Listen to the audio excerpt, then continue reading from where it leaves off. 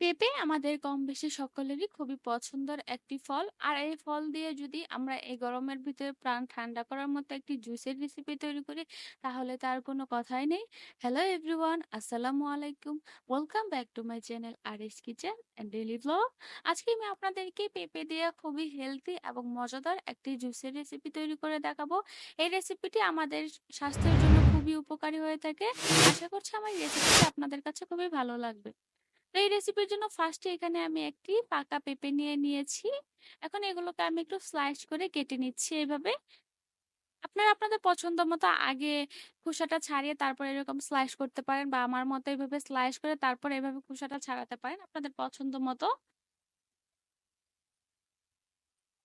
আপনারা চাইলে এই কাজটা বা এই প্রসেসটা কিন্তু ছুরির সাহায্যেও করতে পারেন।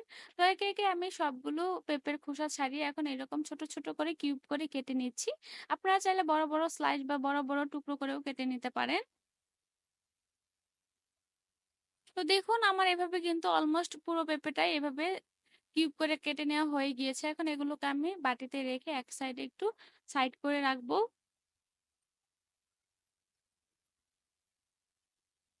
আপনারাও ট্রাই করবেন এরকম একটি পাকা পেঁপে নেওয়ার জন্য। এখন এখানে আমি একটি ব্লেন্ডারের জার নিয়েছি এবং এর ভেতরে আমি পুরো পেঁপেটাই এর ভেতরে দিয়ে দিচ্ছি। দিয়ে দিচ্ছি এখানে আমি হাফ কাপ চিনি। আপনারা আপনাদের পরিমাণ অনুযায়ী চিনিটা দিবেন। দিয়ে দিচ্ছি এখানে আমি একটু মধু। আমি এখানে যেহেতু মধু দিয়েছি তাই চিনির পরিমাণটা একটু কম দিয়েছি। আপনারা ব্যালেন্সড করে দিয়ে দিবেন এবং এখানে দিয়ে দিচ্ছি একটি লেবুর রস এবং এখানে দিয়ে দিচ্ছি গোলমরিচের গুঁড়ো এবং ১ চিমটির মতো বা মানে হাফ টি স্পুনের মতো আমি এখানে লবণ দিয়ে দিচ্ছি। এখন এখানে দিয়ে দিচ্ছি আমি ঠান্ডা পানি।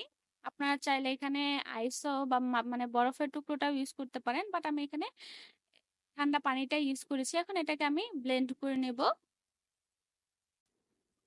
তো আপনারা আপনাদের পেঁপের পরিমাণ অনুযায়ী এখানে পানিটা এড করে নিবেন। মানে আপনারা যেটুক পেঁপে ইউজ করবেন সেইটুক পানিটাও ইউজ করবেন মানে পরিমাণ অনুযায়ী। তো দেখুন ৪ থেকে ৫ মিনিট ব্লেন্ড করার পর কিন্তু এটা আমার অলমোস্ট ফিনিশিং হয়ে গিয়েছে। যেহেতু আমি এখানে পাকা পেঁপেটা ইউজ করেছি, তাই এখানে বেশি টাইম লাগেনি। এখন আমি আপনাদেরকে একটি সার্ভিং গ্লাসে এটাকে সার্ভ করে দেখিয়ে দিচ্ছি। দেখুন এটার কনসিস্টেন্সিটা কেমন হয়েছে। না বেশি ভারী, না বেশি পাতলা। আপনারা যদি এর থেকেও পাতলা খেতে চান বা হালকা খেতে চান তাহলে এখানে আরেকটু পানি এড করলেই কিন্তু সেটা হয়ে যাবে।